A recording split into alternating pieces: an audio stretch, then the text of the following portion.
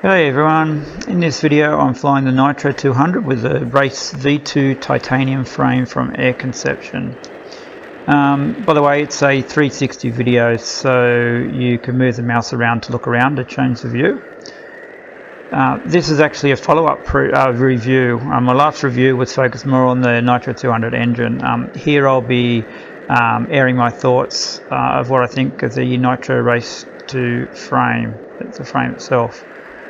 I'm up to 250 hours now. I've had 3 years. Most of my flying's been on the beach. The frame and harness is all holding up fine. It still looks fine. I find the weight shift's fine, and I get enough weight shift control to throw my Cougar 2 20-metre wing around. I really like to soar the coastal ridges, especially those ones you can't get to when you're free flying. Sometimes when I'm up for a challenge, I also go inland and chase a thermal or two.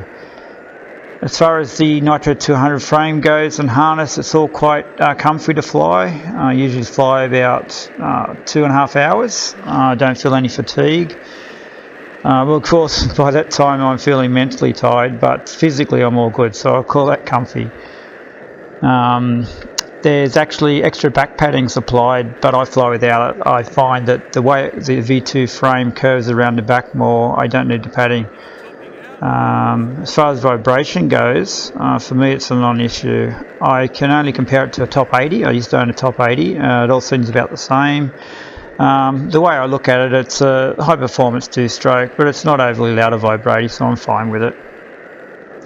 By the way, the video you're watching at the moment is actually a day in land where I was thermaling. I turned the motor off.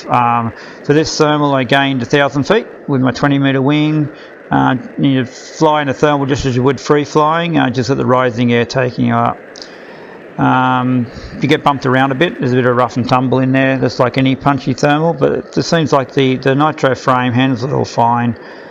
I find the hang point, the swing arms, the weight shift all works fine for me. There's no real issue. I can core a thermal just as I would with free flying. It's a little harder to throw around the weight, but that's to be normal. There's more weight and inertia to deal with the motor.